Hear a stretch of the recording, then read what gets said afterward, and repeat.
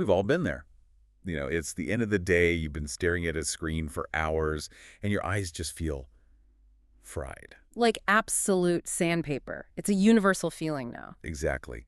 And that's why today we're doing a deep dive into Clarity Blue glasses. They're marketed everywhere as the big solution. And our mission here is really just about consumer transparency. We're looking at the sources you sent us to figure out what's real and what's just marketing spectacle. Before we get any further, though, let's do our mandatory disclaimer. Right. Just so everyone is clear, this is educational commentary on a consumer product review. It is absolutely not medical advice. Okay, perfect. So let's unpack this.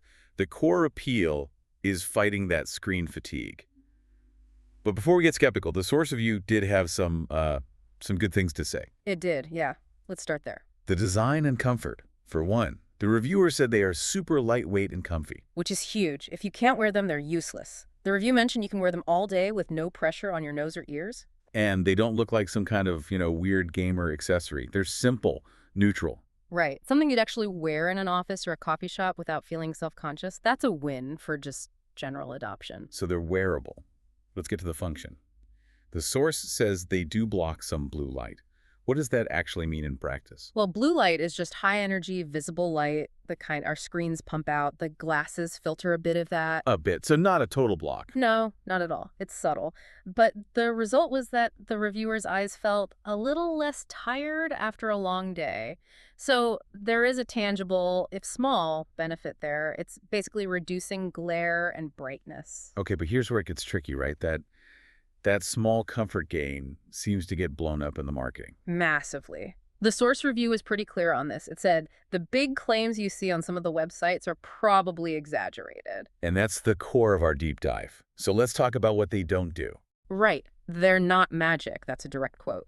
They won't cure your chronic eye strain, and they definitely won't give you perfect sleep. Because blue light is only one tiny piece of that puzzle. Exactly. Your habits like taking breaks, screen brightness, how far you sit from the monitor, those things are often way more impactful. So the marketing kind of conflates a minor mechanical benefit, less glare, with a big biological promise, like fixing your sleep cycle. You've got it. And that gap between the claim and the reality, well, that leads to the next major point from the source: consumer trust. Ah, the nervousness about where to buy them from. Yeah, the reviewer mentioned being really wary of some of the online stores. Why is the source of the glasses so important here? Aren't they all the same? Not necessarily. I mean, when a product is making these huge health-adjacent claims, you need accountability. You're worried you're just buying a pair of non-functional, clear plastic frames. That's the risk. The source gave some great advice here. Stick to a more reputable site with good reviews and a proper return policy. So the return policy is your only real safeguard. It's your only guarantee that you're not just throwing money away on a promise. Okay, so let's bring it all together. What does this mean for someone listening right now thinking about getting a pair? Well, based on this review, they seem to be a comfortable, decent-looking choice if your main goal is to reduce some screen glare. A small level of visual comfort. But as the source said, don't expect miracles. Exactly. Which brings me to a final thought for you to consider. Go for it. If the actual measurable benefit is just a bit of comfort and less glare, a pretty modest fix, how much should that really cost?